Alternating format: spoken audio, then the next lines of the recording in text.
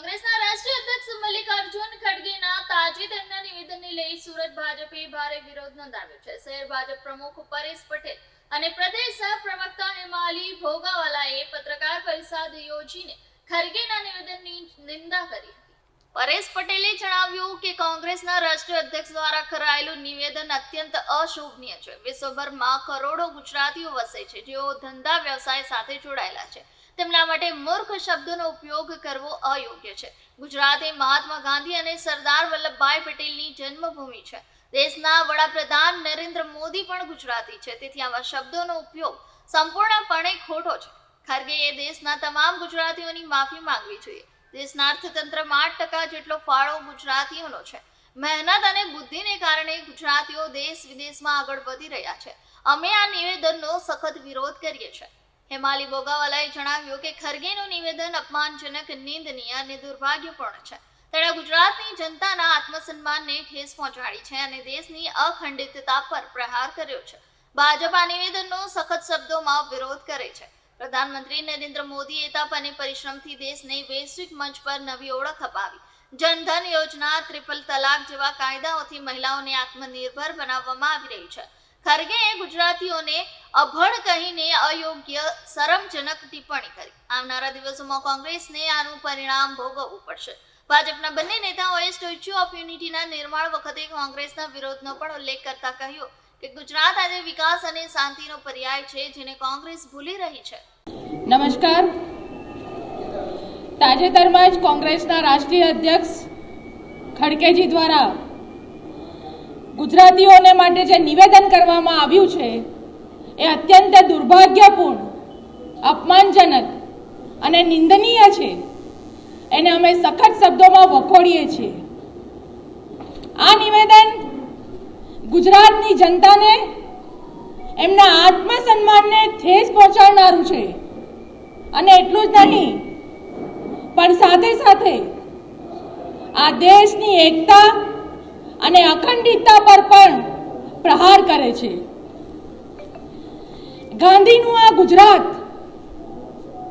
અને સરદાર વલ્લભભાઈ જેવા લોખંડી પુરુષના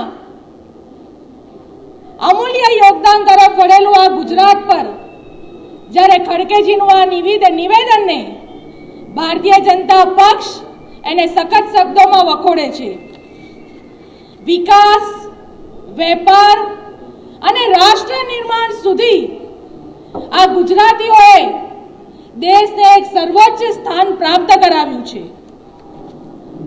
આદરણીય દેશના વડાપ્રધાન શ્રી નરેન્દ્રભાઈ મોદીજી કે જેઓ આ ગુજરાતની માટીમાંથી બનીને આ દેશનું મજબૂત નેતૃત્વ કરી રહ્યા હોય, પછી એ vocal for local, make in India, digital India કે સ્ટાર્ટઅપ ઇન્ડિયા થકી આ દેશના યુવાનોને એક વૈશ્વિક મંચ આપ્યું છે। ત્યારે મારે ખડગેજીને પૂછવું છે કે તમારા નેતાને તો ખાલી એટલું સમજાવો કે આટો લીટરમાં નહીં, કિલોમાં મળે છે। અશિક્ષિત કોણ છે એક વખત આપણા પક્ષમાં ડોક્યું કરીને જોવાની જરૂર છે। એમના માટે હું માનું છું એ મૂર્ખ છે। અભણ અને મૂર્ખ કોઈને કહેવું એ એક અતિશયોક્તિ છે અને જેનો વિરોધ ગુજરાતની 6.5 કરોડ લોકો ચોક્કસ જ કરશે। ને આપ જોઈ રહ્યા છો છેલ્લા ઘણા સમયથી આનો સખત વિરોધ થઈ રહ્યો છે। 6.5 કરોડ તો ખાલી ગુજરાતની પ્રજાજન છે, એ ઉપરાંત પૂરા ભારતમાં અને વિશ્વમાં ગુજરાતીઓનો પ્રસાર થયો છે। આપ જાણો છો તેમ કરોડો ગુજરાતીઓ ગુજરાત સિવાય પૂરા વિશ્વમાં રહે છે અને આ ગુજરાતીઓ આપ જાણો છો કે બિઝનેસ સાથે જોડાયેલા છે। મૂર્ખ શબ્દ વાપરવો કે અભણ શબ્દ વાપરવો એટલા માટે અયોગ્ય છે કે જ્યારે ઇન્ટરનેશનલ કક્ષાએ જો ગુજરાતીઓ કામ કરી શકતા હોય તો એ અભણ ના હોય, એ સ્વાભાવિક વાત છે। મારે ઘણી બધી વાતો આપ જાણો છો કે ગુજરાતમાં મહાત્મા ગાંધીજીનો જન્મ પણ ગુજરાતથી છે, સરદાર વલ્લભભાઈ પટેલ સાહેબનો જન્મ પણ ગુજરાતથી છે અને એમણે જે ભારત દેશ માટે બંને નેતાઓએ જે કામ કર્યું છે એ ઉપરાંત પૂરા વિશ્વમાં એમની નામના છે, એમની ખ્યાતિ છે, ત્યારે ગુજરાતીઓ માટે આવા શબ્દો વાપરવા યોગ્ય નથી.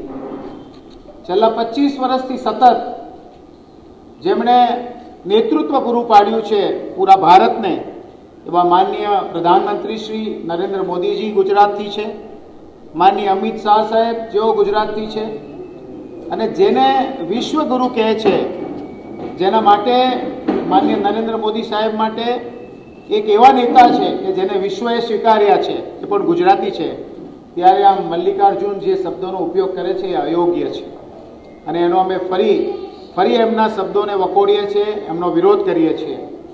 આ ઉપરાંત અનેક વાતો છે. ધારો કે આપ કહો છો કોંગ્રેસ હંમેશા, મને એ સમજ નથી પડતી કે કોંગ્રેસને ગુજરાતીઓ સામે વાંધો શું છે, શા માટે એ ગુજરાતીઓનો વિરોધ કરે છે. અને કોંગ્રેસે આ એક બાબતે નહીં, આપ જાણો છો ત્યારે જ્યારે સ્ટેચ્યુ ઓફ યુનિટીનું બાંધકામ ચાલી રહ્યું હતું ત્યારે પણ કોંગ્રેસે વિરોધ કર્યો. જ્યારે આ વિશ્વની સૌથી મોટી પ્રતિમા બનવા જઈ રહી હતી ત્યારે પણ મેં વિરોધ કર્યો. આજે એ પ્રતિમા તૈયાર થઈ ગઈ છે.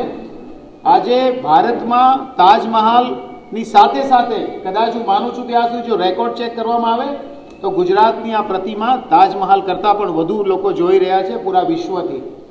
આવી અનેક વાતો ગુજરાતની, જેના માટે ખડગેજીએ ચોક્કસ જ માફી માગવી જોઈએ. એમણે માફી એટલા માટે બી માગવી જોઈએ કે જે દેશના અર્થતંત્રમાં 8% જેટલો જીડીપી જેમનો છે એ ગુજરાત છે. એ ઉપરાંત એમના પ્રોડક્શનની જીડીપી રેટની સાથે સાથે